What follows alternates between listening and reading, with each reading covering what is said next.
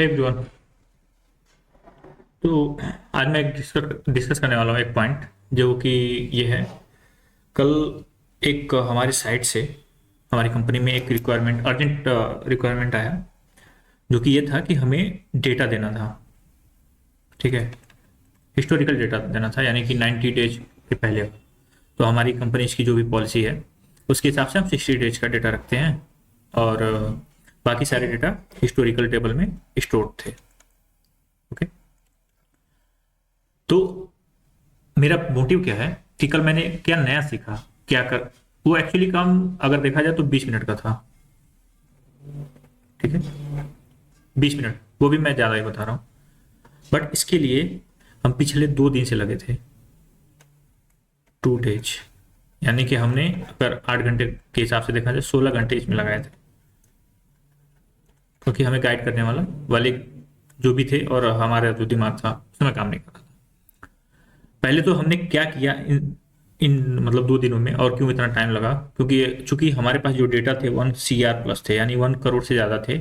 उसमें से हमें केवल 3 दिन का डेटा निकालना था। ठीक है, तो हमारे पोस्टग्रेस डेटा जो डेटाबेस था वो हालत खराब हो जाती थी। उसकी क्वेरी का रिटर्न टाइम जो है अबाउट 40 to 45 मिनट था, एक नॉर्मल क्वेरी का। ठीक है, तो हमने कैसे इसको 20 मिनट अगर लगेगा कैसे सॉल्व किया, ठीक है, ये डिस्कस करते हैं। उससे पहले हम ये चलते हैं, आप भी सोचिएगा कि अगर हमें जैसे पोस्टग्रेस डेटाबेस से डेटा निकालना था, ठीक है, 3 दिन का क्लाइंट का कॉल के डेटा का, कॉल का, तो पहले हम क्या कर रहे थे?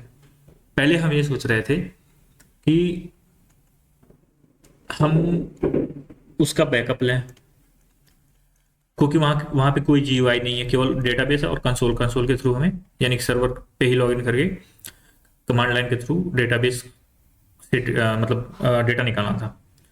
तो हम पहले सोचे उसका बैकअप लें, फिर API बनाएं, जो कि जेसन के एक्चुअली वो डेटा हमारा जो डेटा फॉर्मेट होता है उससे कन्वर्ट उसमें नहीं था। नॉर्मल डेटा हम नॉर्मल टेबुलर फॉर्म में रखते हैं, बट हिस्टोरिकल डेटा को हम जेसन फॉर्मेट में रखते थे।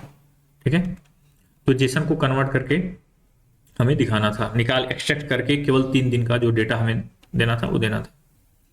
तो हमारा पहला प्लान यह था कि हम उस डेटाबेस का बैकअप लें और उसको अपने यहाँ अपने सर्वर पे डालें, और API के थ्रू वो डेटाबेस को निकालें, जो कि वेस्ट ऑफ टाइम मेरे दिमाग में नहीं आया, वेस्ट ऑफ टाइम।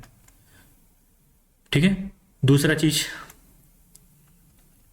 हमने ट्राई किया।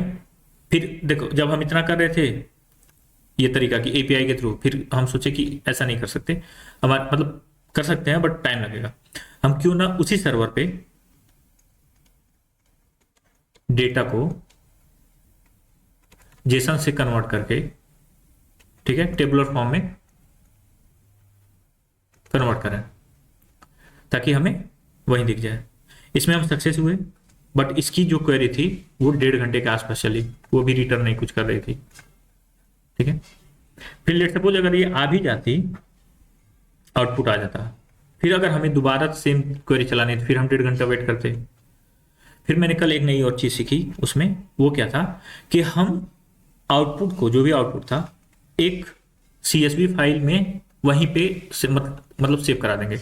जो भी आउटपुट आएगा उस आउटपुट को हम CSV फाइल में सेव करा देंगे। ठीक है, जैसे ही आउटपुट आएगा वो ऑटोमेटिक, ठीक है, automatically that data will be saved into CSV file, या एक्सेल फाइल कह सकते हैं आप।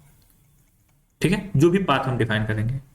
तो एक नई चीज मुझे सीखने को मिली कि हम डेटा को डायरेक्ट CSV फाइल में कन्वर्ट कर सकते हैं। अब चूंकि इतना डेटा था, कुछ 1.5 घंटे लग रहे थे क्वेरी के रिटर्न करने में। अब मैं आता हूं, ये सारे टाइम टेकिंग थे। अब हम फाइनल राउंड पे आए कि मैंने उसको 20 मिनट में कैसे किया। How I have deal with 1 CR plus data and taken only required data. और कितने मिनट में? 15 से 20 मिनट में। मेरा क्या अप्रोच था, एक कमांड होती है डेटाबेस की, कॉपी कर देता है, ठीक है, select star from database name into जो भी डेटाबेस में हमें डालना हो। तो हमने क्या किया सबसे पहले, ठीक है, डेटाबेस नेम में जो हमारा जिसमें 1 CR था, ठीक है, उसके डेटा को एक नए डेटाबेस में, मतलब मान लो अगर हमारा DB1 है, DB1 है हमारे पास, इसमें 1 CR डेटा है। मैंने क्या किया, वेयर कंडीशन का यूज करके, ठीक है, जो जरूरत थी 3 दिन का ही, यही फिल्टर लगा दिया, हमारे पास फिल्टर आ गए।